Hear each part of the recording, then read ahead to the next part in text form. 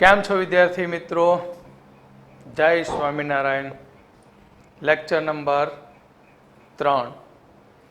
આપણે પરમાણુના નમૂનાના બંધારણો વિશે ભણવાની શરૂઆત કરીએ છીએ. તો આ નમૂનાનો અભ્યાસ કરતા પહેલાં આપણા વડીલ શ્રી એવા E/mનો ગુણોત્તર જેમને રજૂ કર્યો હતો એવા જે થોમ્સને પરમાણુનો નમૂનો રજૂ કર્યો. જે થોમ્સને પરમાણુનો નમૂનો રજૂ કર્યો ત્યારે ઇલેક્ટ્રોનની શોધ થઈ હતી. એટલે જ એમને ઇલેક્ટ્રોનના શોધક કયા હતા કર્યું હતું. માઇકલ ફેરાડેના નામ લઈ ગયા, જે ફેરાડે. પણ થોમ્સને પરમાણુ નમૂનો રજૂ કર્યો તે સમયે પ્રોટોનની શોધ થઈ નથી થઈ પ્રોટોનની શોધ. એટલે જે થોમ્સનને તો ખબર હતી કે ઇલેક્ટ્રોન નેગેટિવ ચાર્જ ધરાવે, એટલે એમને પરમાણુ બંધારણ રજૂ કરવા માટે એમને કહ્યું કે પરમાણુ એક ગોલીય આકાર છે. પરમાણુ જે થોમ્સને કહ્યું કે પરમાણુ એક ગોલીય આકાર ધરાવે, એટલે આ રીતે ગોળ દડા જેવો આકાર ધરાવે છે. પ્રોટોન વિશે બહુ માહિતી નથી, પણ એમને ખબર હતી કે ઇલેક્ટ્રોન નેગેટિવ ચાર્જ છે તો બીજો કોઈ કણ પોઝિટિવ ચાર્જ ધરાવતો હોવો જોઈએ. એટલે એમને કહી દીધું કે પરમાણુ ગોલીય આકાર ધરાવે છે અને આ ગોલીય આકારની અંદર ધન વીજભાર તેમાં વિસ્તરણ પામેલો છે અને આ ધન વીજભાર પરમાણુમાં એક સમાન રીતે વહેંચાયેલો છે.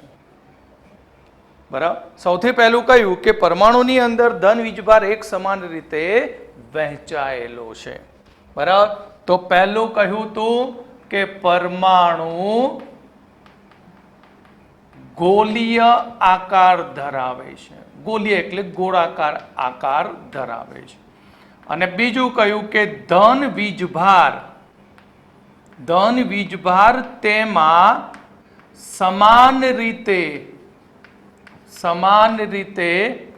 વહેંચાયેલો છે, બધી જગ્યાએ એક સરખી રીતે ફેલાયેલો છે.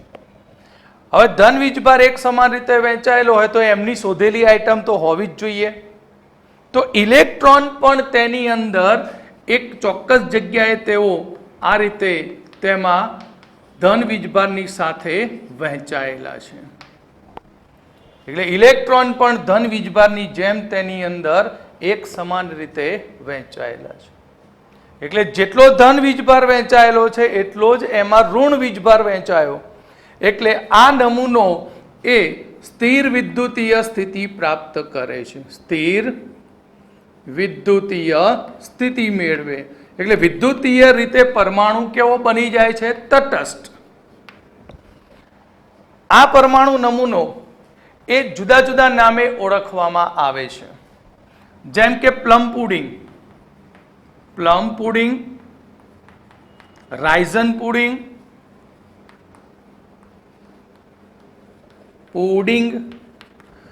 અને વોટરમેલન એટલે કે તરબૂચ. કારણ કે તરબૂચ પણ કેવું છે? ગોળાકાર નક્કર છે. તરબૂચને તમે અંદરથી કાપી નાખો તો અંદરથી રેડ ભાગ છે એ રેડ ભાગને આપણે ધન વીજભાર સમજીએ તો એની અંદર જે બી હોય છે, સીડ્સ, એ સીડ્સ એની અંદર શું હોય? ગૂંઠવાયેલા હોય. ક્યાં ગૂંઠવાયેલા? ધન વીજભારની અંદર જ. ક્લિયર? એટલે અહીં આ નમૂનાને પ્લમ પુડિંગ, રાઇઝન પુડિંગ કે વોટરમેલન તરીકે પણ ઓળખવામાં આવે છે. પ્લમ મતલબ એક પ્રકારની કેક જેવો બંચ. બરાબર. જેમ કેક એક સરખી રીતે બધું હોય અને એની ઉપર સ્ટ્રોબેરીથી કેકને આપણે શણગારી દઈએ તો સ્ટ્રોબેરીને ઇલેક્ટ્રોન ગણવાના અને નીચેનો ભાગ છે એ ધન વીજભાર. એટલે પ્લમ પુડિંગ, રાઇઝન પુડિંગ અને વોટરમેલન તરીકે આ નમૂનાને ઓળખવામાં આવે છે. ભાઈ આટલા સુધી ના અટક્યા, એમને વધારે પડતું બોલી નાખ્યું કે ઇલેક્ટ્રોન અને પ્રોટોન પરમાણુમાં એક સમાન રીતે વહેંચાયેલા હોય તો પરમાણુમાં દળ પણ એક સમાન રીતે ફેલાયેલું હોય છે. આવું કોને કહ્યું? જે થોમ્સને. થોમ્સને કહ્યું કે પરમાણુનું દળ એક સમાન રીતે ફેલાયેલું છે અથવા તો પ્રસરેલું છે. એટલે થોમ્સનના મત મુજબ પરમાણુ એક નક્કર ગોળા જેવો છે. પણ આગળ જતા કેટલાક પ્રાયોગિક પરિણામો સમજાવી શક્યો નહીં. માટે થોમ્સનના પરમાણુ નમૂનાના કેટલાક ડ્રોબેક છે, કેટલીક ખામીઓ છે. પહેલી ખામી તો એના છેલ્લા સ્ટેટમેન્ટ ઉપરથી જ ખબર પડે. પહેલી ખામીમાં કહી શકાય કે અહીં થોમ્સને કહ્યું હતું કે પરમાણુનું દળ પરમાણુમાં એક સમાન રીતે ફેલાયેલું છે, તે ખોટું છે. ક્લિયર? બીજું, થોમ્સને કહ્યું હતું કે ઇલેક્ટ્રોન એ પ્રોટોનની વચ્ચે ગોઠવાયેલા છે. ઇલેક્ટ્રોનની મુવમેન્ટ વિશે કોઈ જ માહિતી આપી નથી. એટલે થોમ્સનના નમૂનાની અંદર ઇલેક્ટ્રોન એ ચીપકું છે. ચીપકું એટલે જ્યાં પડ્યો ત્યાં ચોટેલો જ રહે છે. અને આ થોમ્સનનો નમૂનો એ પરમાણુની સ્થિરતા સમજાવતો નથી. એટલે ભાઈ નમૂનો જ ખોટો હોય તો પછી સ્થિરતા વિશે તો ગમે તે નમૂનામાં લખી શકાય, પરમાણુની સ્થિરતા સમજાવી શકતો નથી. એટલે ડ્રોબેક ગણવા જાઓ, ખામીઓ જોવા જઈએ તો આની 3 ખામી થાય. કેટલી ખામી થાય? તો ખામી સર્જાણી 3 ખામીઓ.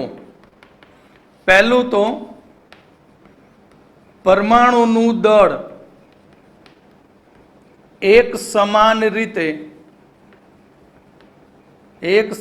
રીતે વહેંચાયેલું હોતું નથી. પહેલી ખામી. બીજી ખામી એ થઈ કે ઇલેક્ટ્રોન સ્થિર દર્શાવે છે. ઇલેક્ટ્રોનના હલનચલન વિશે કોઈ જ વાત કરી નથી. બરાબર? અને ત્રીજું, પરમાણુ અસ્થાયી છે. આવો પરમાણુ કેવો છે? અસ્થાયી. એટલે પરમાણુની સ્થિરતા સમજાવી શકતો નથી. ક્લિયર? તો આ કામ પૂરું થયું. તો આને પણ ખોટો પાડ્યો આગળ જતા રુથરફોર્ડ નામના વૈજ્ઞાનિકે. આ જે થોમ્સન અને રુથરફોર્ડ બરાબર એક જ ગુરુના 2 શિષ્યો હતા. બરાબર? પણ રુથરફોર્ડે જે થોમ્સનના નમૂનાને પણ ખોટો પુરવાર કર્યો. તો અહીં આપણે હવે રુથરફોર્ડનો નમૂના વિશે ભણીશું. ક્લિયર? થોમ્સનનો પરમાણુ નમૂનો જે પૂરો થયો, આના વિશે બહુ એટલું નીટ જીમાં કંઈ પૂછાતું નથી, પણ નમૂનો આપ્યો તો થોમ્સને, તો આપણે એને ભણી લીધું. ઓકે?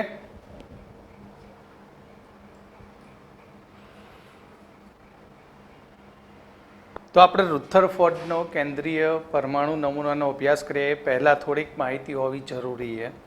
કે જેમ કે સૌથી પહેલું વેલ્હેમ રોન્ઝન. તો વેલ્હેમ રોન્ઝન નામના વૈજ્ઞાનિકે કહ્યું કે કેથોડ કિરણ જે ઇલેક્ટ્રોનનો બનેલો છે, એ કેથોડ કિરણ જ્યારે કોઈ પદાર્થ ઉપર અથડાય છે અને એ અથડાવાને કારણે એ કેથોડ નળીની બહારના ભાગમાં જે પ્રસ્ફુરિત પદાર્થ હોય એ પદાર્થ એકદમ પ્રકાશિત થાય. એ પ્રકાશિત થયેલા જે કિરણો છે એ કિરણોને તે ઓળખી શક્યા નહીં. એટલે એમને નામ ઠોકી દીધું એક્સરે કિરણો, અથવા તેને કહ્યું ક્ષ કિરણો. ક્ષ કિરણો વિશે હજી એટલું કોઈ માહિતી નથી. આજે પણ એને ક્ષ કિરણ તરીકે જ ઓળખવામાં આવે છે. એટલે જ્યારે કેથોડ કિરણો કોઈ મેટલ પર અથડાય, કોઈ ધાતુ સાથે અથડાય છે, ત્યારે તેમાંથી જે ઉત્સર્જિત થતો પ્રકાશ છે, વિકિરણ છે, એ વિકિરણને કહ્યું હતું ક્ષ કિરણો. આગળ જતા અહીંયા આવશે હેનરી બેક્વેરેલ.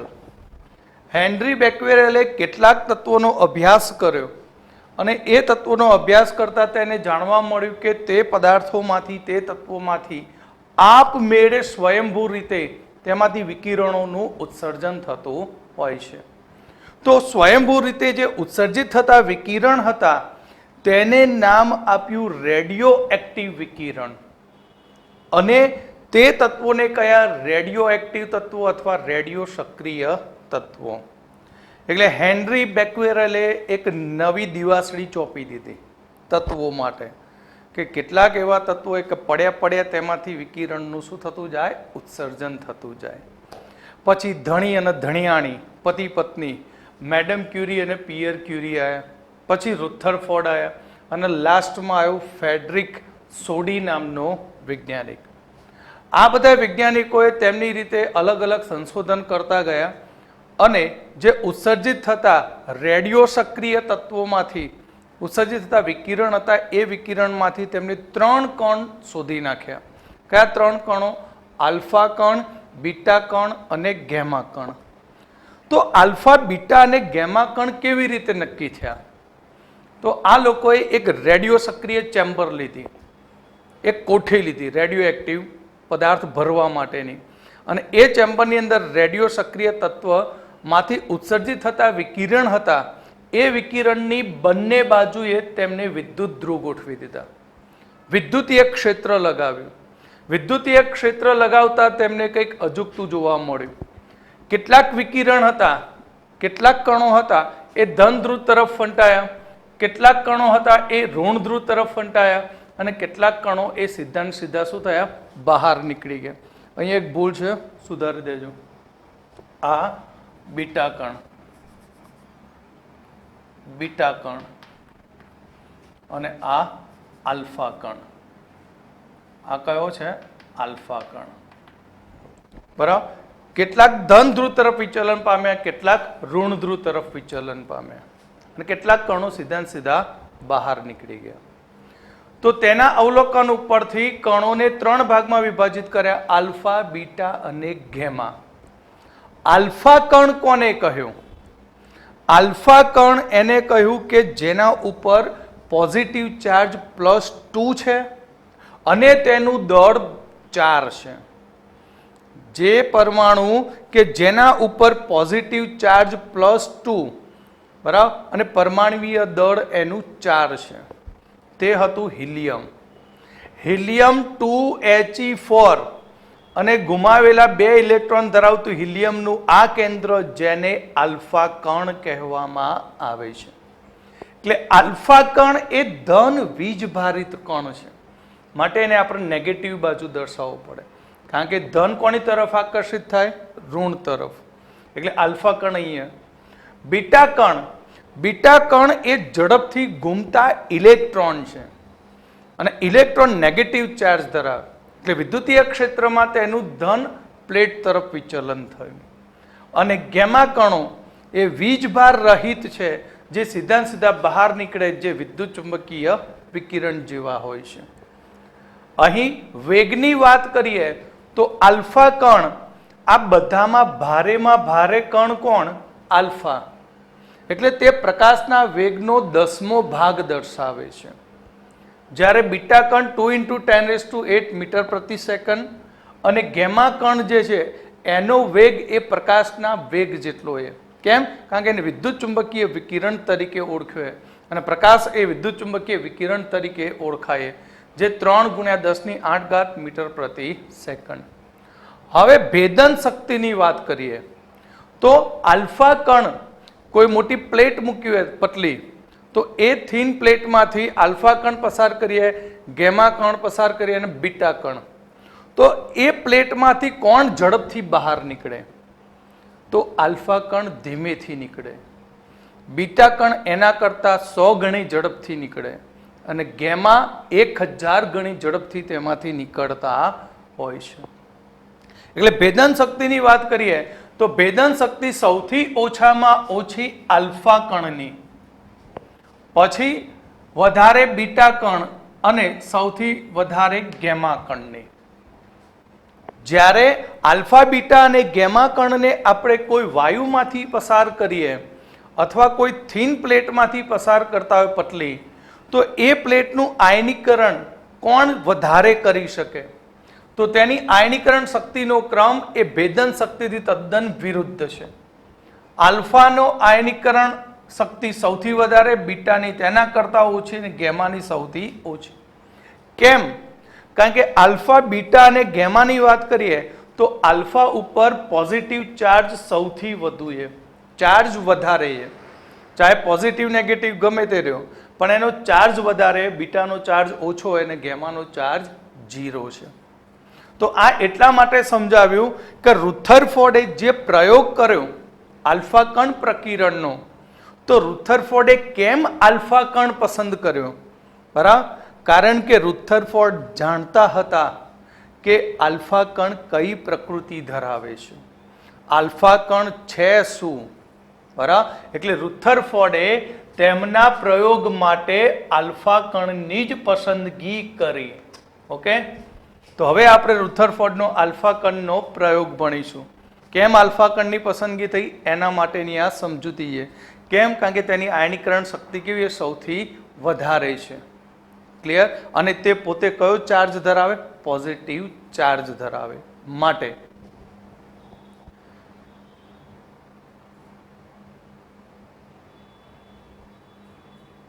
તો આપણે રુથરફોર્ડનો આલ્ફા કણ પ્રકિરણના પ્રયોગ વિશે જોઈશું.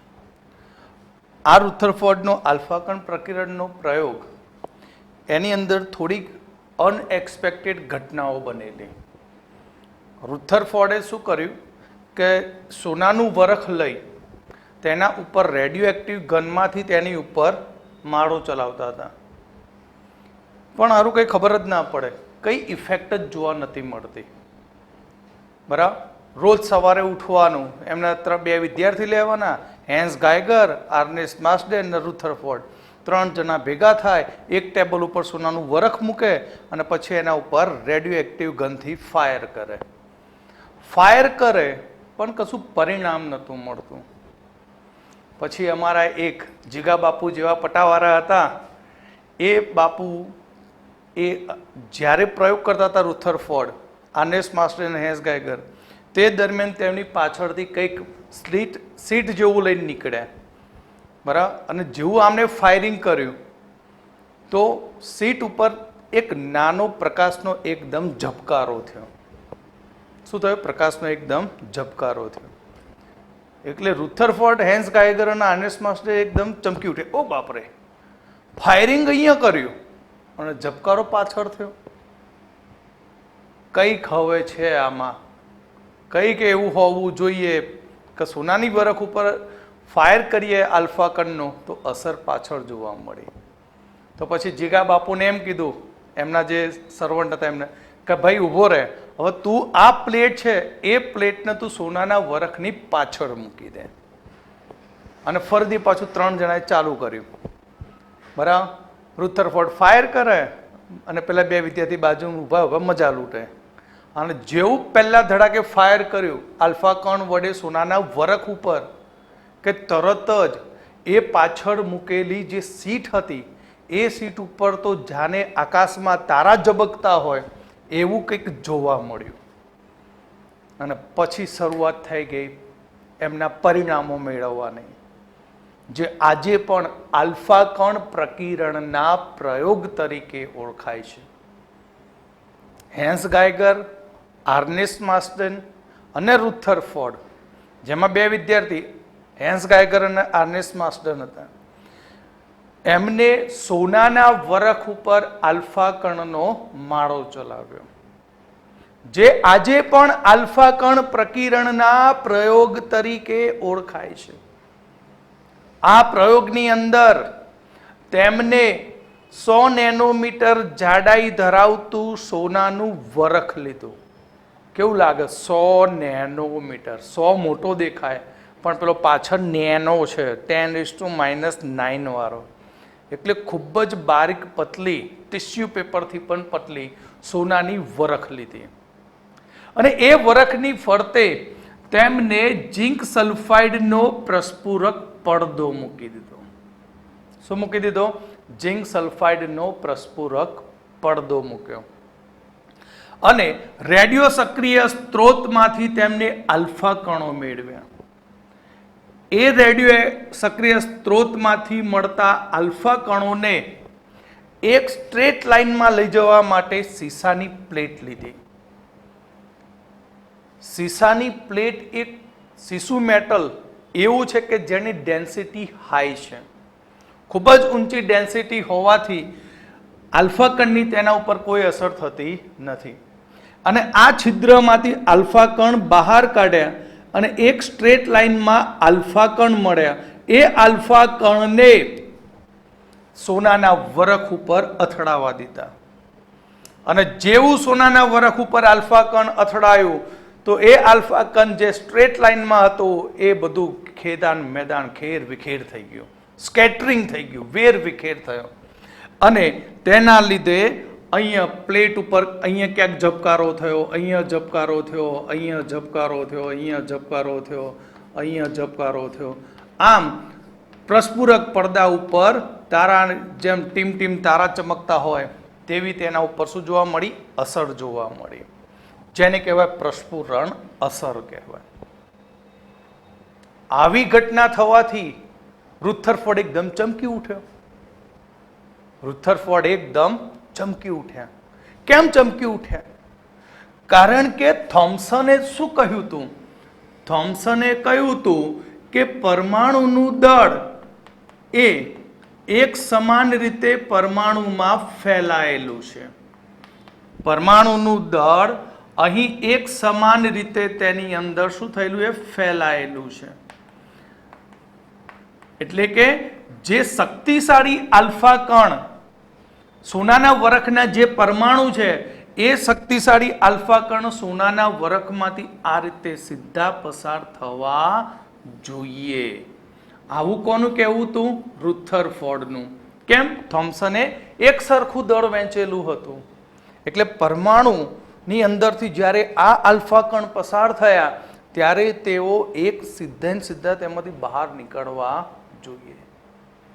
પણ રુથરફોર્ડને તો કંઈક અલગ જોવા મળ્યું. કેમ? કારણ કે પરમાણુ અહીંયા હતો તો એમાંથી આલ્ફા કણ અહીંયા સીધો નીકળી ગયો. એક કેટલાક આલ્ફા કણ આ રીતે અથડાયા, વિચલન પામી ગયા. એટલે રુથરફોર્ડને થયું કે ભાઈ આ જે પરમાણુનો નમૂનો છે એ પરમાણુના નમૂનાની અંદર કોઈ એવા નાના ભાગમાં એવું કંઈક કણ છુપાયેલું છે કે જે આવતા આલ્ફા કણ છે એ તો મોટા ભાગે આ રીતે બહાર નીકળી જ ગયા. મોટા ભાગના આલ્ફા કણ તો એમને જોવા મળ્યું સીધા જ નીકળ્યા. પણ કેટલાક આલ્ફા કણ જ્યારે એક એવા નાના સંકેન્દ્રિત ભાગ પાસેથી પસાર થયા તો તેનું શું થઈ ગયું? વિચલન થઈ ગયું. સીધા નીકળવા જોઈએ તેના બદલે તે કણો શું થયા? આલ્ફા કણ વિચલન પામી ગયા. શું થયું? વિચલન પામે. આનો મતલબ કે રુથરફોર્ડને એવું અહેસાસ થયો કે સાલું કંઈક પરમાણુની અંદરના ભાગમાં એવો કોઈ ચાર્જ હોવો જોઈએ કે જે આલ્ફા કણને શું કરે? વિચલિત કરે છે. અને રુથરફોર્ડ તો પહેલેથી જાણતા હતા, કારણ કે એમને રેડિયો સક્રિય પદાર્થ ઉપર અભ્યાસ કર્યો હતો. કારણ કે આલ્ફા કણ તો શું હતા? શું હતા આલ્ફા કણ? તમે જાણો છો આલ્ફા કણ હતો ધન વીજભારિત હિલિયમ હતો. શું હતું? ધન વીજભારિત હિલિયમ. એટલે અહીંયા રુથરફોર્ડે કહ્યું કે પરમાણુના અંદરના ભાગમાં કંઈક પોઝિટિવ ચાર્જ હોવો જોઈએ. અને એ પોઝિટિવ ચાર્જ એ પરમાણુના ખૂબ જ એવા નાનામાં નાના ભાગની અંદર સંકેન્દ્રિત થયેલો છે. આવું તેમને તારણ કાઢ્યું. પ્રયોગમાં તેમને શું નોંધ્યું? પ્રયોગની અંદર એવું નોંધ્યું કે લગભગ 99.99% આલ્ફા કણો તો પરમાણુમાંથી સીધા જ પસાર થાય છે. પહેલું અવલોકનમાં શું નોંધ્યું તેમને? તો પ્રયોગના અવલોકનની નોંધ તો નોંધની અંદર તેમણે કહ્યું કે મોટા ભાગના આલ્ફા કણો પરમાણુમાંથી સીધા જ પસાર થાય છે. નંબર 2, તેમને કહ્યું થોડાક જ આલ્ફા કણનું વિચલન થાય છે. થોડાક જ આલ્ફા કણોનું વિચલન થાય છે.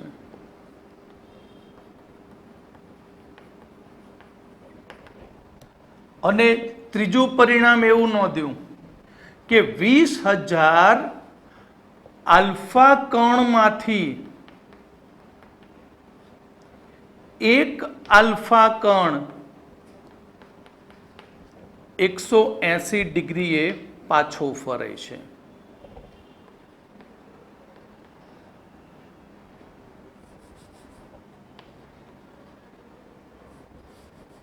એક આલ્ફા કણ પાછો ફરે છે. આવું તારણ મળ્યું. એનો મતલબ શું થયો? આનો મતલબ શું થયો કે પરમાણુ જે છે એ પરમાણુના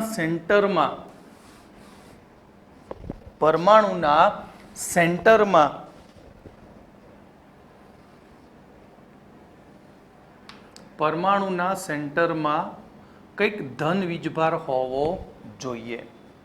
એટલે મોટા ભાગના આલ્ફા કણો આમાંથી શું થયા? સીધા પસાર થઈ ગયા. કેવા પસાર થયા? સીધે ને સીધા. અને જે આલ્ફા કણ એ આ કેન્દ્રની નજીકમાં આવ્યા, કેન્દ્રની નજીકથી પસાર થયા, તો આલ્ફા કણનો ચાર્જ કયો હતો? પોઝિટિવ. સેન્ટરમાં ચાર્જ કયો? પોઝિટિવ. એટલે બંને વચ્ચે શું થયું? અપાકર્ષણ. અને એ અપાકર્ષણને કારણે આલ્ફા કણનું શું થઈ ગયું? વિચલન થયું. જેટલો નજીક આવશે તેટલું વિચલન કેવું થશે? એનું વધારે. તો 20,000 એક આલ્ફા કણ એવો નીકળ્યો કે જે પરમાણુના સેન્ટર ઉપર અથડાયો સીધો. પરમાણુના સેન્ટર ઉપર આવ્યો અને પરમાણુના સેન્ટર ઉપર આવવાથી એની નજીક આવવાની સાથે ત્યાંથી તે રિવર્સ થઈ ગયો. તો કેટલા ડિગ્રી રિવર્સ પામ્યો? 180 ડિગ્રી. એટલે મોટા ભાગના આલ્ફા કણો પરમાણુમાંથી સીધા પસાર થાય છે, થોડાક જ આલ્ફા કણનું વિચલન થાય છે અને 20,000 માંથી એક જ આલ્ફા કણ પાછો ફરે છે. એટલે આના ઉપરથી તારણ શું મળ્યું? તારણ એ મળ્યું કે પરમાણુનો લગભગ 99% ભાગ ખાલી છે. પરમાણુનો મોટા ભાગનો વિસ્તાર એ ખાલી છે. પહેલું તારણ એ મળ્યું. બીજું તારણ એ મળ્યું કે અહીં પરમાણુના કેન્દ્રની અંદર, પરમાણુના ખૂબ જ એવા નાના વિસ્તારમાં ધન વીજભાર છે. એ ધન વીજભાર એ આલ્ફા કણનું વિચલન કરે છે. એટલે આના ઉપરથી બીજું તારણ એ મળ્યું કે પરમાણુના ખૂબ જ એવા નાના ગીચ વિસ્તારમાં ધન વીજભાર સંકેન્દ્રિત થયેલો છે. આ કેન્દ્ર બની ગયું અને આ આખો ભાગ બની ગયો પરમાણુ. તો આના ઉપરથી ત્રીજો મુદ્દો એ જોવા મળ્યો કે પરમાણુની ત્રિજ્યા એ 10⁻⁵ મીટર મળે છે, જ્યારે પરમાણુ કેન્દ્રની ત્રિજ્યા 10⁻15 મીટર છે. કેટલી છે? 10⁻15 મીટર. ક્લિયર? પરમાણુની ત્રિજ્યા કેટલી? તો 10⁻10 મીટર અને પરમાણુ કેન્દ્રની ત્રિજ્યા 10⁻5 મીટર, જે ખૂબ જ નાની છે. ક્લિયર? તો હવે આપણે તેના 3 તારણો લખીશું. પહેલું તારણ કે પરમાણુના મોટા ભાગની જગ્યા ખાલી છે. બીજું તારણ, ધન વીજભારને કારણે આલ્ફા કણનું કેટલાક અંશે વિચલન થયું, એટલે પરમાણુના ખૂબ જ એવા નાના વિસ્તારમાં કંઈક ધન વીજભાર સંકેન્દ્રિત થયેલો છે. અને ત્રીજું તારણ કે પરમાણુના ત્રિજ્યાનું મૂલ્ય 10⁻10 મીટર છે અને પરમાણુ કેન્દ્રની ત્રિજ્યાનું મૂલ્ય 10⁻15 મીટર થાય છે. ઓકે,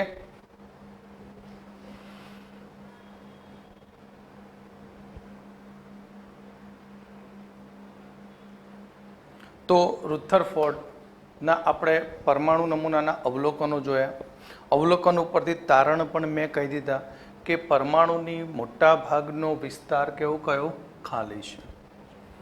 મોટા ભાગના આલ્ફા કણો એ વિચલન પામ્યા સિવાય સીધા પસાર થયા, એટલે પરમાણુના મોટા ભાગનો વિસ્તાર ખાલી છે. બીજું મેં કહ્યું કે ધન વીજભારિત આલ્ફા કણનું વિચલન થયું. ધન વીજભારિત આલ્ફા કણનું વિચલન થયું, જે સૂચવે છે કે પરમાણુના ખૂબ જ નાના એવા ભાગમાં ધન વીજભારિત સંકેન્દ્રિત થયેલો છે, જે આલ્ફા કણનું શું કરે? અપાકર્ષણ કરતો હોય છે. બીજું કહ્યું કે પરમાણુના કદની સરખામણીમાં કેન્દ્રનું કદ ખૂબ જ નહિવત હોય. પરમાણુની ત્રિજ્યા 10⁻10 મીટર છે, જ્યારે કેન્દ્રની ત્રિજ્યા 10⁻15 મીટર, એટલે કે 10⁵ વધારે કિંમત છે કોની? પરમાણુની ત્રિજ્યાની. એટલે આપણે એવી કલ્પના કરી શકાય કે 5 કિલોમીટર એરિયાનો ઘેરાવ ધરાવતું ક્રિકેટનું મેદાન, જેની વચ્ચોવચ્ચ આપણે મૂકી દઈએ ક્રિકેટનો બોલ. ક્રિકેટનો બોલ એક કેન્દ્ર થયું અને બાઉન્ડ્રી આખી જે બંધાઈ એ આખું શું બતાવશે? પરમાણુનું કદ બતાવશે. હવે ક્વેશ્ચન તમને પૂછે કે પરમાણુનું કદ કેન્દ્રના કદ કરતા કેટલા ગણું મોટું છે? પરમાણુનું કદ પરમાણુના કેન્દ્ર કરતા કેટલા ગણું છે? તો જુઓ, ચાહે પરમાણુ હોય કે પરમાણુનું કેન્દ્ર હોય, પણ બંને તો ગોળાકાર જ રહેવાના ને. પરમાણુ ગણો મોટો ગણો તો એ ગોળાકાર, કેન્દ્ર ગણો તો પણ ગોળાકાર. અને ગોળાનું કદ શોધવાનું સૂત્ર શું હતું ગોળાકારનું? 4/3 πr³. તો આપણે પરમાણુનું કદ શોધી શકીએ. કોનું કદ? પરમાણુનું. તો પરમાણુનું કદ કેટલું થાય? તો 4/3 πr³. તો કેન્દ્રનું કદ કેટલું? તો પરમાણુ કેન્દ્રનું કદ તે પણ 4/3 πr³ થાય. અને બંનેના આર તો આપેલા છે, 10⁻⁻10 અને 10⁻⁻15 કેન્દ્ર માટે. તો આપણે બંનેના ગુણોત્તર લઈ લઈએ અને બંનેની કિંમતો મૂકી દઈએ કે પરમાણુનું કદ છેદમાં કેન્દ્રનું કદ ઇઝ ઇક્વલ ટુ 4/3 પાઈ 10⁻⁻10³ છેદમાં 4/3 πr³ 10⁻⁻15⁵. તો આ તો કેન્સલ આઉટ થઈ ગયા બંને. 10⁻30 અને 15 × 3 10⁻45. સમજ પડે ને? 10⁻30 10⁻45 45 ઉપર ચડાવી દઈએ તો 30 માંથી 45 પ્લસ બાદ કરી નાખો. તો પરમાણુનું કદ છેદમાં કેન્દ્રનું કદ બરાબર 10⁻15. થાય 15. આ -30 ઉપર 45 પ્લસ માટે આપણે અહીંયા લખીએ કે પરમાણુનું કદ બરાબર 1015 ગુણ્યા કેન્દ્રનું કદ. એટલે પરમાણુનું કદ કેન્દ્રના કદ કરતા 1015 જેટલું વધારે હોય છે. ઓકે, એટલે આપણે જે કલ્પના કરીએ ક્રિકેટના મેદાનની, એના જેવું આપણને ખબર પડે. હવે આ જે અવલોકન હતા, તારણ હતા, એ તારણ ઉપરથી રુથરફોર્ડે તેનો કેન્દ્રીય નમૂનો રજૂ કર્યો. આ બધા તારણો ઉપરથી રુથરફોર્ડે કહ્યું કે પરમાણુનો ધન ભાર અને તેનું દળ એ પરમાણુના ખૂબ જ એવા નાનામાં નાના ભાગની અંદર એકઠું થયેલું છે, સંકેન્દ્રિત થયેલું છે. અને એ ભાગને નામ આપ્યું ન્યુક્લિયસ, કેન્દ્ર. બરાબર. ન્યુક્લિયસની શોધ કરનાર કોણ? રુથરફોર્ડ. કેન્દ્રની શોધ કોને કરી? રુથરફોર્ડે. યાદ રાખજો એમસીક્યુમાં કે પરમાણુનો ધનભાર અને તેનું દળ એ પરમાણુના ખૂબ જ નાનામાં નાના ભાગમાં સંકેન્દ્રિત થયેલું છે, જેને કહેવામાં આવે છે કેન્દ્ર, એટલે ન્યુક્લિયસ. બીજું એને એવી પણ કલ્પના કરી દીધી કે ઇલેક્ટ્રોન કેન્દ્રની આસપાસ વર્તુળાકાર માર્ગમાં ખૂબ જ ઝડપથી ભ્રમણ કરતો હોય છે. રુથરફોર્ડે કહ્યું કે ઇલેક્ટ્રોન કેન્દ્રની આસપાસ વર્તુળાકાર માર્ગમાં ખૂબ જ ઝડપથી ભ્રમણ કરે છે. અને એ ઇલેક્ટ્રોનના ભ્રમણ માર્ગને નામ આપી દીધું કક્ષા. શું નામ આપ્યું એને? કક્ષા કહી. એટલે આ જે કલ્પના હતી એ કલ્પના એ કોના જેવી થઈ? સૌરમંડળ જેવી થઈ. જેમ સૂર્યની આસપાસ પૃથ્વી ભ્રમણ કરે છે તેના જેવી કલ્પના થઈ. ત્રીજું, કેન્દ્રમાં પોઝિટિવ ચાર્જ અને કક્ષામાં ઇલેક્ટ્રોનનો નેગેટિવ ચાર્જ. પોઝિટિવ નેગેટિવ વચ્ચે શું થાય? આકર્ષણ થાય. અને એ સ્થિર વિદ્યુતીય આકર્ષણ બળને લીધે ઇલેક્ટ્રોન અને કેન્દ્ર એકબીજા સાથે જોડાયેલા રહેતા હોય છે. જો ઇલેક્ટ્રિક સ્ટેટિસ્ટિક ફોર્સ ન હોય તો આ બંને જોડાય નહીં. ક્લિયર? ઇલેક્ટ્રિક જે સ્થિર વિદ્યુતીય આકર્ષણ બળ છે એ સ્થિર વિદ્યુતીય આકર્ષણ બળથી ઇલેક્ટ્રોન કેન્દ્ર તરફ જોડાયેલો રહે છે અને ગોર ગોર ફર્યા કરે. ક્લિયર? છતાં પણ રુથરફોર્ડે આટલી બધી મહેનત કરી, પણ આ નમૂનો પણ ખોટો પુરવાર થયો. આના નમૂનામાં પણ કેટલીક ખામીઓ જોવા મળી. કયા પ્રકારની ખામીઓ જોવા મળી તે હવે આપણે જોઈશું.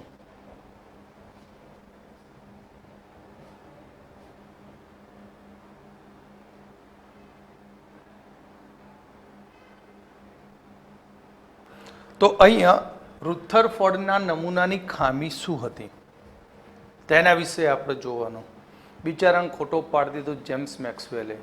મહેનત કરી, બંદૂકની ગોળી ફોડી, ટેટો ફોડે, બધું કર્યું. બરાબર.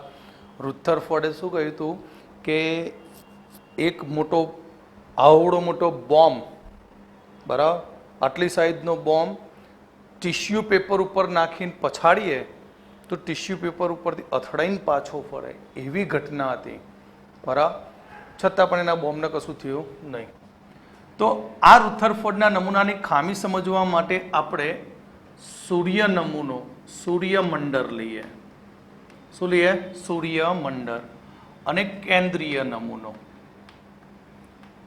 કેન્દ્રીય નમૂનો. બંને વચ્ચે શું તફાવત છે? સૂર્ય નમૂનાની અંદર તમે જાણો છો સેન્ટરમાં સૂર્ય. જય સૂર્યનારાયણ દેવ. વચ્ચે સૂર્ય. સૂર્યની આસપાસ પૃથ્વી પરિભ્રમણ કરે, અર્થ, અને આ સૂર્ય. તો સેમ આવી જ ઘટના કેન્દ્રીય નમૂનામાં થાય છે. એટલે કે કેન્દ્રીય નમૂનાને આપણે સૌરમંડળ સાથે સરખાવી શકાય. એટલે આ કેન્દ્ર છે, કેન્દ્રની આસપાસ ઇલેક્ટ્રોન આ રીતે વર્તુળાકાર માર્ગમાં ભ્રમણ કરે છે. વર્તુળાકાર માર્ગમાં શું કરે છે? ભ્રમણ. અહીં જ્યારે પૃથ્વી કેન્દ્ર તરફ જોડાયેલું હોય અને તેની આસપાસ પરિભ્રમણ કરતું હોય ત્યારે તેની ઉપર ગુરુત્વાકર્ષણ બળ લાગતું હોય છે. કયું બળ? ગુરુત્વાકર્ષણ બળ. ગુરુત્વાકર્ષણ બળ G m1 m2/r². G એ ગુરુત્વ પ્રવેગ છે. m1 m2 તમારી મરજી, આને m1 કહું તો આ m2, અને r બે વચ્ચેનું અંતર છે. તો કેન્દ્રીય નમૂનાની અંદર ઇલેક્ટ્રોન એક કેન્દ્ર તરફ એક સ્થિર વિદ્યુતીય આકર્ષણ બળ વડે જોડાયેલું હોય જેને કુલંબિક આકર્ષણ બળ કહે છે. કુલંબિક આકર્ષણ બળ કહે છે. અને આ કુલંબિક આકર્ષણ બળ થશે k q1 q2/r². k q1 q2, આને હું q1 કહી દઉં તો આ બની જાય ઇલેક્ટ્રોન, q2 બે વીજભાર, અને r એ બે વીજભાર વચ્ચેનું અંતર છે. તો તમે જાણો છો કે પૃથ્વી સૂર્યની આસપાસ એ પરિભ્રમણ કરે છે. તો તેની જેમ ગ્રહોની જેમ પણ ઇલેક્ટ્રોન કેન્દ્રની આસપાસ પરિભ્રમણ કરતો હોવો જોઈએ. એટલે અહીં ઇલેક્ટ્રોન એ ગ્રહોની જેમ કેન્દ્રની આસપાસ વર્તુળાકાર માર્ગમાં પરિભ્રમણ કરે છે. અહીં કેન્દ્ર પૃથ્વી અને સૂર્ય જે બંને વીજભાર રહિત કણો છે, આની ઉપર કોઈ ચાર્જ નથી, જ્યારે ઇલેક્ટ્રોન અને કેન્દ્ર ઉપર ચાર્જ છે. અને એ ચાર્જમાં ઋણ વીજભારિત ઇલેક્ટ્રોન કેન્દ્રની આસપાસ એ પ્રવેગિત બને છે. અને એ પ્રવેગિત બનવાને કારણે જેમ્સ મેક્સવેલ નામના વૈજ્ઞાનિકે કહ્યું, કોને? મેક્સવેલ. તો જેમ્સ મેક્સવેલે કહ્યું કે કોઈ પણ વીજભારિત કણ પ્રવેગિત થાય છે ત્યારે વિદ્યુત ચુંબકીય વિકિરણનું ઉત્સર્જન કરે છે. વિદ્યુત ચુંબકીય વિકિરણનું શું કરે છે? ઉત્સર્જન. જેમ્સ મેક્સવેલે વિદ્યુત ચુંબકીય વિકિરણનો સિદ્ધાંત આપ્યો હતો, અને એ સિદ્ધાંતમાં કહ્યું હતું કે કોઈ પણ વીજભારિત કણ જ્યારે પ્રવેગથી ગતિ કરે છે ત્યારે તે વિકિરણનું ઉત્સર્જન કરે છે. હવે વિકિરણનું ઉત્સર્જન કરતો હોય તો એ વિકિરણનું ઉત્સર્જન કે કોના લીધે થયું? તો અહીંયા ઇલેક્ટ્રોન કેન્દ્રની ફરતે ગતિ કરે છે, અને એ ગતિના કારણે અહીં ઇલેક્ટ્રોનમાંથી વિદ્યુત ચુંબકીય વિકિરણનું ઉત્સર્જન થતું જાય. બરાબર? વિકિરણના કારણે શું થાય? વિદ્યુત ચુંબકીય વિકિરણનું ઉત્સર્જન થતું જાય. તો થશે શું પ્રોબ્લેમ? કે આ કેન્દ્ર છે, કેન્દ્રની આસપાસ આ ઇલેક્ટ્રોન આ વર્તુળાકાર માર્ગમાં પરિભ્રમણ કરે, અને એ પરિભ્રમણને કારણે ત્યાંથી ઉત્સર્જિત થાય વીજ ચુંબકીય વિકિરણો. વીજ ચુંબકીય વિકિરણ. અને વીજ ચુંબકીય વિકિરણ ક્યાંથી મળ્યા? ઇલેક્ટ્રોનની ગતિના લીધે મળ્યા. હવે વિકિરણ ઉત્સર્જિત થાય તો ઇલેક્ટ્રોનની ઉર્જા ઘટી જાય. ઇલેક્ટ્રોનની ઉર્જા શું થાય? ઘટી જાય. વીજ ચુંબકીય વિકિરણને લીધે ઇલેક્ટ્રોનની ઉર્જા ઘટે, પણ એનું ફરવાનું છોડતો નથી. એટલે ઇલેક્ટ્રોન એ સતત ભ્રમણ કરતો જાય, વિકિરણ ઉત્સર્જન કરતું જાય, એની ઉર્જા ઘટતી જાય, અને ઘટતું જાય, અને ધીમે ધીમે સંકોચાતો જાય, અને લગભગ 10⁻8 સેકન્ડની અંદર કેટલી 10⁻8 સેકન્ડમાં ઇલેક્ટ્રોન એ કેન્દ્ર સાથે કોલિઝન કરી દે, કેન્દ્ર સાથે શું કરે, અથડાઈ જાય, બરાબર, ઇલેક્ટ્રોન ગાયબ. સમજણ પડી? આવી ઘટના કોને સમજાવી? મેક્સવેલે. ક્લિયર? જો ઇલેક્ટ્રોન ભ્રમણ કરતો ન હોય અને ઇલેક્ટ્રોન સ્થિર હોય તો થોમ્સનનો પરમાણુ નમૂનો એ લઘુ રૂપ ધારણ કરી દે. આ તો ફરતો રાખ્યો, બરાબર, અને એ બધું નતો સમજાવી શક્યો રુથરફોર્ડ. રુથરફોર્ડે તો એટલું જ કહ્યું હતું કે ઇલેક્ટ્રોન કેન્દ્રની આસપાસ સતત પરિભ્રમણ કરતો જાય, બરાબર. એ પરિભ્રમણ કરશે તો શું થશે? ઉર્જાનું ઉત્સર્જન થશે? નહીં થાય. પણ જેમ્સ મેક્સવેલે કહી દીધું કે જ્યારે કોઈ વીજભારિત કણ પ્રવેગથી ગતિ કરતો હોય ત્યારે વિદ્યુતચુંબકીય વિકિરણનું ઉત્સર્જન કરે, અને ઇલેક્ટ્રોન વિદ્યુતચુંબકીય વિકિરણનું ઉત્સર્જન કરે, એ ઉત્સર્જન એની ઇલેક્ટ્રોનની ગતિના લીધે મળે, જેથી ઇલેક્ટ્રોનની ઉર્જા ઘટી જાય. ઇલેક્ટ્રોનની ઉર્જા ઘટવાને કારણે એ ધીમે ધીમે ધીમે ગતિ કરતો કરતો સંકોચાતો જશે, ઉર્જા ઘટાડતો જશે, અને 10⁻8 સેકન્ડમાં ઇલેક્ટ્રોન કેન્દ્રમાં શું થશે? સમાઈ જશે. આ ગતિ કરતો હતો ત્યારની વાત કરી. પણ જો ઇલેક્ટ્રોન ગતિ ન કરે તો? ઇલેક્ટ્રોન ગતિ ન કરે તો શું થાય? તો ઇલેક્ટ્રોન સ્થિર હોય તો ઇલેક્ટ્રોનનું કેન્દ્ર તરફ આકર્ષણ થાય, આકર્ષણ બળ વધે, અને આકર્ષણ બળ વધવાને કારણે પરમાણુની સાઈઝ જે મોટી ધારી હતી એ સાઈઝ થોડી ઘટી જાય. એટલે થોમ્સનનો પરમાણુ નમૂનો એક લઘુ રૂપ ધારણ કરે. આ બીજી ખામી થઈ. ત્રીજી ખામી, હાઇડ્રોજન જેવા પરમાણુઓના વર્ણપટને સમજાવી શકતો નથી. ત્રીજી ખામી, હાઇડ્રોજન પરમાણુના વર્ણપટને સમજાવી શકતો નથી. હાઇડ્રોજન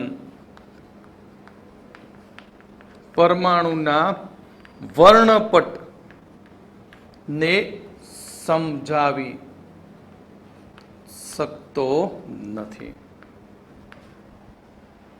અને ચોથી, ઇલેક્ટ્રોન કેન્દ્રની આસપાસ ક્યાં વહેંચાયેલો હોય, ક્યાં ગોઠવાયેલો હોય, એને કશું નથી કહ્યું. એને તો એટલું જ કહ્યું હતું કેન્દ્રની આસપાસ ઇલેક્ટ્રોન વર્તુળાકાર માર્ગમાં ભ્રમણ કરે. હવે નજીકમાં ભ્રમણ કરે કે 12 વીઘા દૂર ભ્રમણ કરે, બરાબર.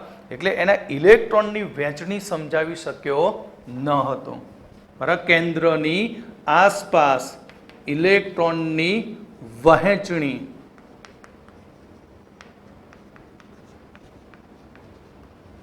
સમજાવી શક્યા નહીં.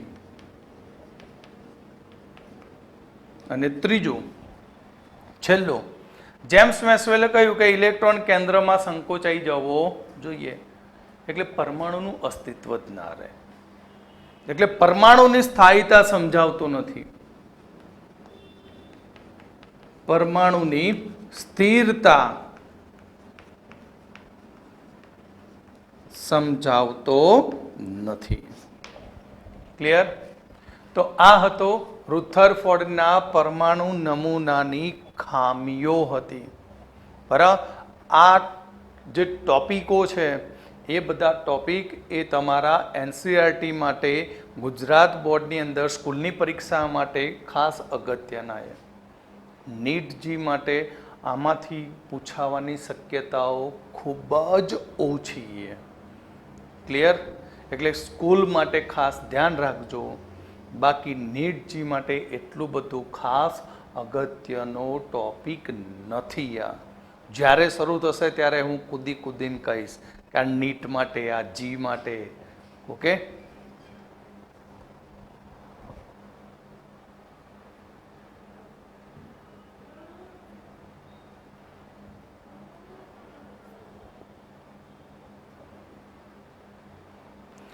હવે એક વસ્તુ તમને શીખવાડું કે જે ચોપડીમાં આપી નથી, કેન્દ્રની ત્રિજ્યા શોધવાની રીત. બરાબર? એક વાત કહું, કેન્દ્રની ત્રિજ્યા શોધવાની રીત, બરાબર. ન્યુક્લિયસ નહીં લખવું યાર, ન્યુક્લિયસ છોડો ઇંગ્લિશ. કેન્દ્રની ત્રિજ્યા. તો કેન્દ્રની ત્રિજ્યા શોધવાનું સૂત્ર है R बराबर R0 इंटू A 1/3. જ્યાં R0 ની કિંમત છે ને બેટા, એની કિંમત 1.1 इंटू 10⁻⁻15 મીટરથી 1.44 ગુણ્યા 10⁻15 મીટરની વચ્ચે હોય છે.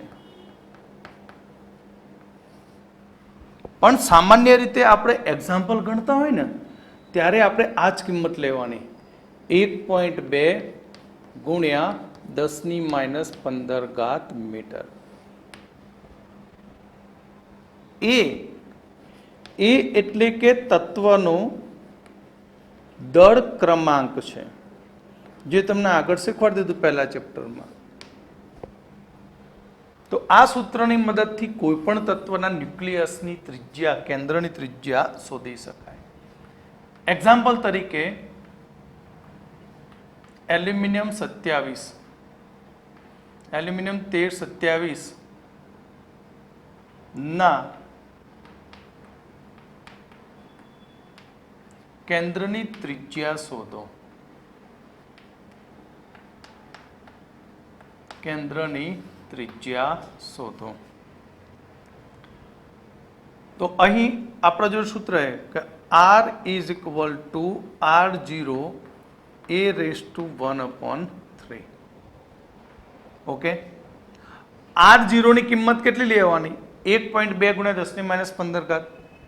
એલ્યુમિનિયમનો A કેટલો? 27. પરમાણુ દળ કેટલો છે?